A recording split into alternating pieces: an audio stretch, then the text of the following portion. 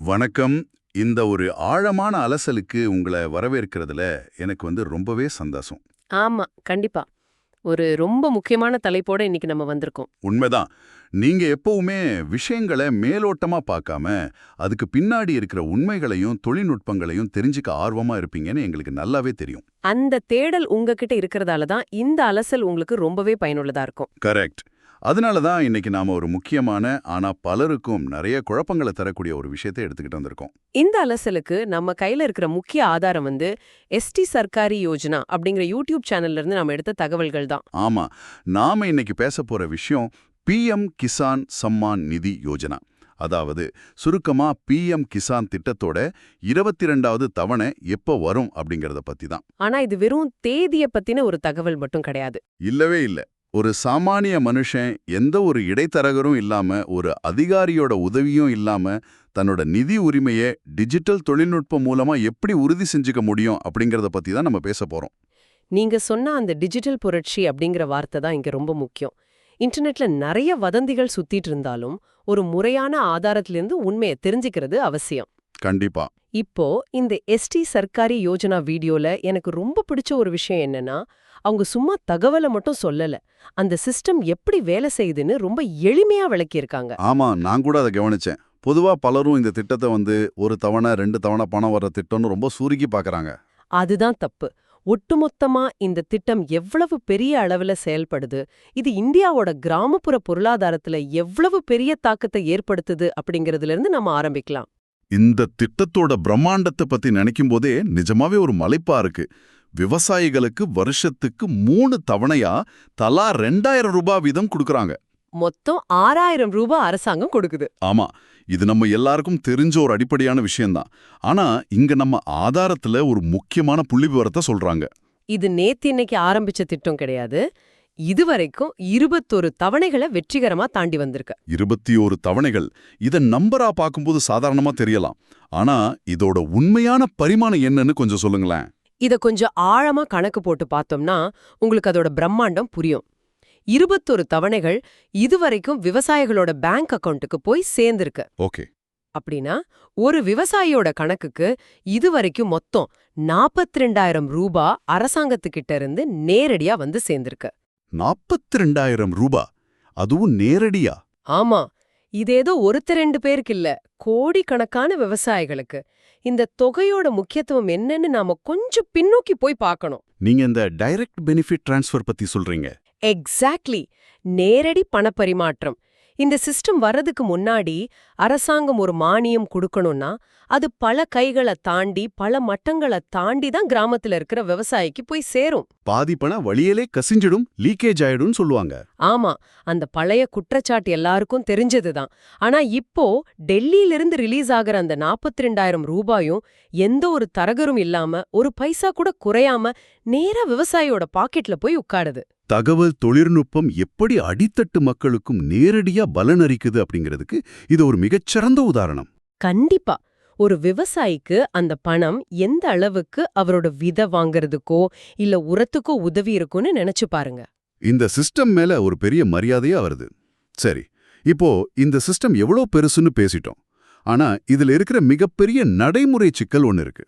எனக்கான பணம் இந்த முறை வருமா வராதா, என் ஸ்டேட்டஸ் என்ன அப்படிங்கிற பதற்றத்தை தானே சொல்றீங்க? அதேதான். ஒவ்வொரு முறையும் ஒரு கம்ப்யூட்டர் சென்டருக்கோ இல்ல இ-சேவை மையத்துக்கோ போய் வரிசையில நிக்க வேண்டிய அவசியம் இனிமே இல்ல அப்படிங்கறத இந்த ஆதாரம் ரொம்ப தெளிவா சொல்லுது. அவங்க அந்த வெப்சைட் மூலமா இதை எப்படி செக் பண்றதுன்னு விளக்குற விதம் ரொம்ப இன்ட்ரெஸ்டிங்கா இருந்துச்சு. ஆமா, pmkisan.gov.in அப்படிங்கிற அதிகாரப்பூர்வ இணையதளத்துக்கு போனா அங்க ஒரு பாப்அப் வரும். அதை க்ளோஸ் பண்ணிட்டு கீழே ஸ்க்ரோல் பண்ணணும். அங்க நோ யோர் ஸ்டேட்டஸ் அப்படின்னு 3ஆவதா ஒரு ஆப்ஷன் இருக்கு. வேற எதையும் கிளிக் பண்ணக்கூடாது, அதை மட்டும் தான் கிளிக் பண்ணணும். ஆனா எனக்கு இந்த இடத்துல ஒரு சந்தேகம் வருது. ஒரு சாதாரண விவசாயி, கிராமத்துல இருக்கிறவர் இந்த வெப்சைட் எல்லாம் ஈஸியா பயன்படுத்த முடியுமா?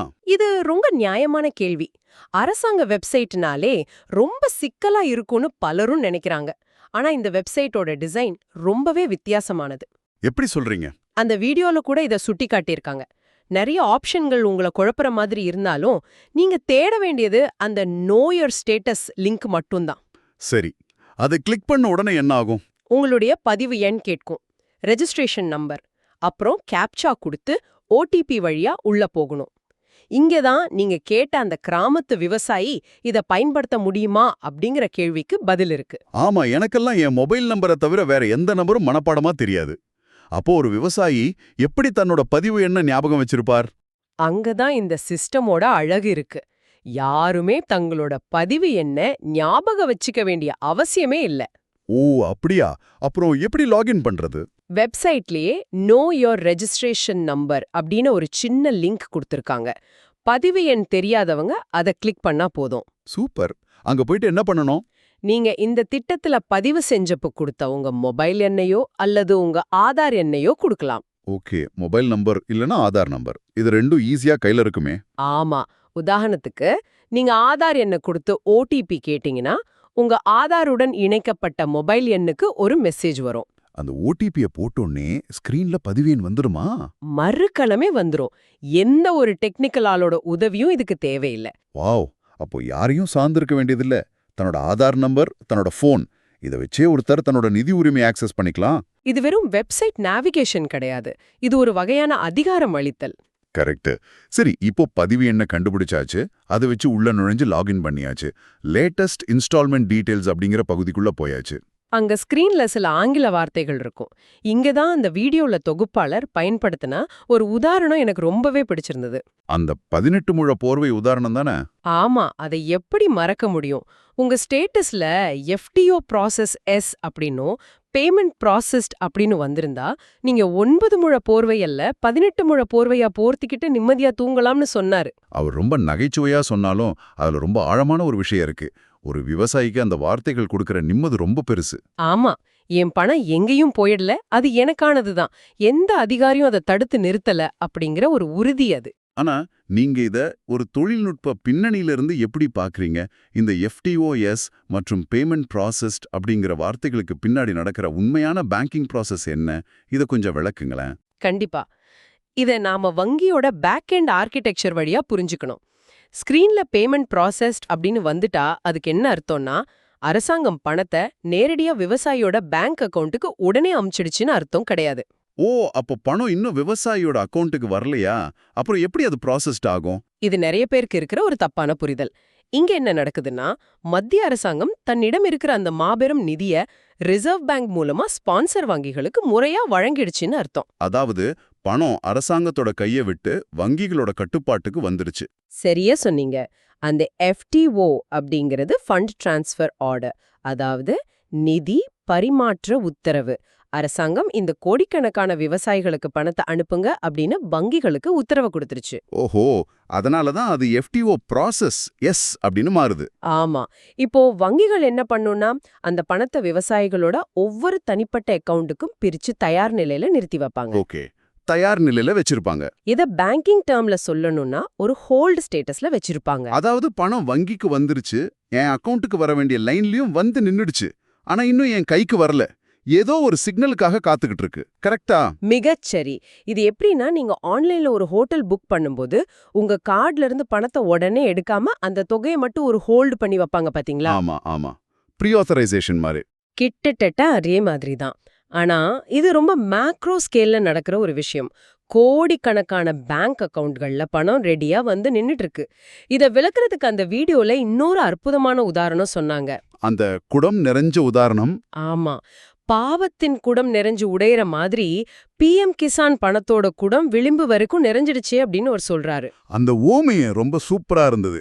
எல்லா வேலைகளும் முடிஞ்சிடுச்சு, குடம் நிறைஞ்சிடுச்சு, இனிமே அது வழிய வேண்டியது மட்டும்தான் பாக்கி. அப்போ அந்த குடத்தை உடைக்கிற சிக்னல் எங்கிருந்து வரும்? அந்த கடைசி சிக்னல் நாட்டின் பிரதமர் கிட்ட இருந்து வரும். எல்லாம் தயார் நிலையில இருக்கிற இந்த சமயத்துல பிரதமர் மோடி அவர்கள் அதிகாரப்பூர்வமா ஒரு விழாவுல கலந்துக்கிட்டு ஒரு பட்டன் அழுத்துவார். ஜஸ்ட் ஒரு பட்டன் பிரஸ். ஆமா, அவர் அந்த பொத்தான அழுத்தின மறுகணமே அது வரைக்கும் பணத்தை ஹோல்டு பண்ணி வச்சிருந்த அத்தனை வங்கிகளும் அந்த தடையை நீக்கி அத்தனை விவசாயிகளோட கணக்குலயும் அந்த 2000 ரூபாய ஒரே நேரத்துல வரவு வச்சிடும். இந்த இடத்துல நாம கவனிக்க வேண்டியது, இது வெறும் ஒரு பொத்தான் கிடையாது. இது ஒரு மாபெரும் டிஜிட்டல் ஆட்டோமேஷன். கோடிக்கணக்கான டிரான்சாக்ஷன்கள் ஒரே வினாடியில எந்த ஒரு மனித குறுக்கீடும் இல்லாம நடக்குது. அதுதான் இதுல இருக்கிற பெரிய மேஜிக். இத கேட்கும்போதே ரொம்ப பிரமிப்பா இருக்கு.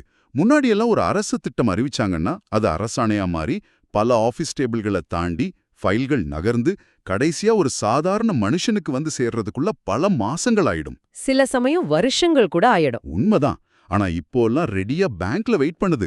ஒரு பட்டனை அழுத்தினா அடுத்த செகண்ட் மொபைல்ல டிங்னு மெசேஜ் வருது. இது நிஜமாவே ஒரு பெரிய மாற்றம் தான். சரி, இப்போ நம்ம எல்லார் மனசுல இருக்கிற கேள்விக்கு வருவோம். அந்த பட்டன் எப்ப அழுத்தப்படும் அப்படிங்கிற கேள்விதானே? ஆமா, இந்த வீடியோவை பார்த்த பல விவசாயிகளோட மனசுல இருக்கிற மில்லியன் டாலர் கேள்வி அதுதான். இந்த 22வது தவணைக்கான காலக்கெடு இல்ல தேதி ஏதாவது உறுதியா தெரியுமா? இப்போதைக்கு அதிகாரப்பூர்வ வெப்சைட்ல போய் பார்த்தோம்னா முகப்பு பக்கத்துல இன்னும் 21வது தவணைக்கான தகவல் மட்டும்தான் இருக்கு. அதாவது போன வருஷம் நவம்பர் மாசம் நடந்தது. ஆமா, கடந்த நவம்பர் 19, 2025 அன்னைக்கு கோயம்புத்தூர்ல வச்சு பிரதமரால் 21வது தவணை வழங்கப்பட்டது அப்படிங்கிற தகவல் மட்டும்தான் அப்டேட் ஆயிருக்கு. ஓகே, அப்ப புது தேதி இன்னும் வரல. 22வது தவணைக்கான அதிகாரப்பூர்வ தேதி இன்னும் அந்த வெப்சைட்ல அப்டேட் ஆகல. அப்போ இன்னும் அதிகாரப்பூர்வ அறிவிப்பு வரல. ஆனா வெப்சைட்ல பலருக்கும் FTOS பேமெண்ட் ப்ராசஸ்டு அப்படின்னு ஸ்டேட்டஸ் மாறிடுச்சுன்னு சொல்றாங்க. தேதி அறிவிக்காதப்போ எப்படி ஸ்டேட்டஸ் மாறும்? இதுதான் இந்த சிஸ்டத்தோட சூக்ஷ்மம்.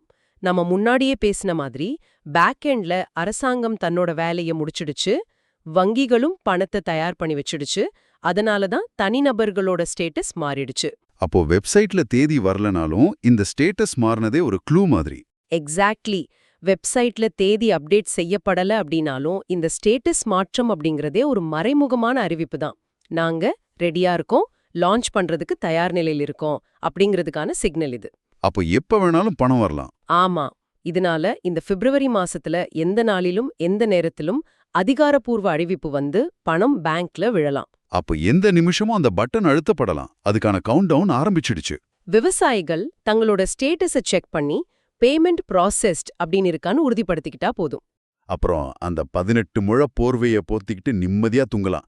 ரொம்ப அருமையா இந்த பூர்வ ப்ராசஸையும் அதுக்கு பின்னாடி இருக்கிற பேங்கிங் சிஸ்டத்தையும் நாம இன்னைக்கு அக்கு வேற ஆணி வேற பிரிச்சு பார்த்துட்டோம். ஆமா, ரொம்ப டீப்பாவே அனலைஸ் பண்ணிட்டோம். ஒரு முறை நாம இன்னைக்கு பேசினதை சுருக்கமா பார்த்துடலாம். PM கிசான் திட்டத்துல இதுவரைக்கும் 42,000 ரூபாய் எந்த ஒரு இடைத்தரகரும் இல்லாம விவசாயிகளுக்கு நேரடியா போய் சேர்ந்திருக்கு. அடுத்து யாரோட உதவியும் இல்லாம ஃபோன் நம்பர் அல்லது ஆதார் மூலமா OTP வாங்கி ரொம்ப சுலபமா நம்ம ஸ்டேட்டஸை செக் பண்ற முறைய பார்த்தோம். அப்புறம் ரொம்ப முக்கியமா அந்த FTO மற்றும் பேமெண்ட் ப்ராசஸ்டு அப்படிங்கிறதுக்கு பின்னாடி வங்கிகள் எப்படி பணத்தை டிஜிட்டல் ஹோல்டு பண்ணி வச்சிருக்கு அப்படிங்கிறதையும் பார்த்தோம். பிரதமரோட ஒரு பட்டன் பிரஸுக்காக எப்படி கோடிக்கணக்கான அக்கவுண்ட்கள் காத்துக்கிட்டு இருக்கு அப்படிங்கறதையும் நாம தெரிஞ்சுக்கிட்டோம். இதத்தான் நாம தொடக்கத்துல டிஜிட்டல் புரட்சின்னு சொன்னோம். இப்போ இந்த உரையாடலை கேட்டுட்டு இருக்கிற உங்ககிட்ட நான் ஒரு விஷயத்த சொல்ல விரும்புறேன். சொல்லுங்க. நீங்க ஒருவேளை விவசாயியா இல்லாம இருக்கலாம். இந்த PM கிசான் திட்டத்துல நீங்க ஒரு பயனாளியா இல்லாம கூட இருக்கலாம். இதுக்கும் எனக்கு என்ன சம்பந்தம் அப்படின்னு நீங்க நினைக்கலாம். ஆனா ஒரு அரசாங்கத்தோட மாபெரும் திட்டம் எப்படி வேலை செய்யுது அப்படிங்கறத தெரிஞ்சுக்கிறது ரொம்ப முக்கியம் இல்லையா? கண்டிப்பா. எந்த காகித வேலைகளும் இல்லாம, எந்த அதிகாரிகளோட தாமதமும் இல்லாம, தொழில்நுட்பம் எப்படி ஒரு சாதாரண மனுஷனோட கைகளுக்கு பவரை கொண்டு போய் சேர்க்குது அப்படிங்கறத புரிஞ்சுக்கிறது ஒரு விழிப்புணர்வுள்ள குடிமகனா உங்களுக்கு கண்டிப்பா உதவும். டிஜிட்டல் இந்தியா அப்படிங்கிறது வெறும் பேப்பர்ல இருக்கிற வார்த்தை இல்ல, அது பிராக்டிக்கலா எப்படி செயல்படுது அப்படிங்கிறதுக்கான ஒரு நேரடி உதாரணம் தான் இந்த சிஸ்டம். நீங்க சொல்றதை நான் முழுமையா ஏத்துக்கிறேன். இதை நான் இன்னொரு கோணத்துல சிந்திச்சு பார்க்கறேன். அரசாங்கம் பணத்தை முன்கூட்டியே கோடிக்கணக்கான பேங்க் அக்கவுண்ட்களுக்கு அனுப்பி அதை தயார் நிலையில வச்சுக்கிறாங்க. ஒரு பட்டனை அழுத்தினதும் செகண்ட்ல பணம் போய் சேருது. இந்த டிஜிட்டல் ஹோல்டிங் முறை நிஜமாவே நிதி நிர்வாகத்துல ஒரு மேஜிக் மாதிரி தான் இருக்கு. இப்போ நீங்க கொஞ்சம் யோசிச்சு பாருங்க. இதே மாதிரி ஒரு வெளிப்படையான பக்கா ஆட்டோமேட்டட் தொழில்நுட்ப முறைய எதிர்காலத்துல நம்ம நாட்டுல இருக்கிற வேற எந்தெந்த அரசாங்க திட்டங்களுக்கெல்லாம் பயன்படுத்த முடியும்? நிறைய திட்டங்களுக்கு பயன்படுத்தலாமே. ஆமா, மாணவர்களுக்கான கல்வி உதவித்தொகையா இருக்கட்டும், முதியோர் ஓய்வூதியமா இருக்கட்டும், இல்ல திடீர்னு வர்ற பேரிடர் கால நிவாரண நிதியா கூட இருக்கட்டும்.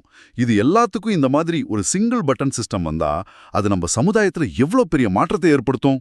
மாசக்கணக்கா ஆபீஸ் வாசல்ல காத்துக்கிட்டு இருக்கிற நிலைமை மாறி உரிமை உள்ளவங்களுக்கு உடனே பணம் போய் சேர்ற ஒரு எதிர்காலம் எவ்வளவு சிறப்பா இருக்கும்னு நினைச்சு பார்க்கவே நல்லா இருக்கு.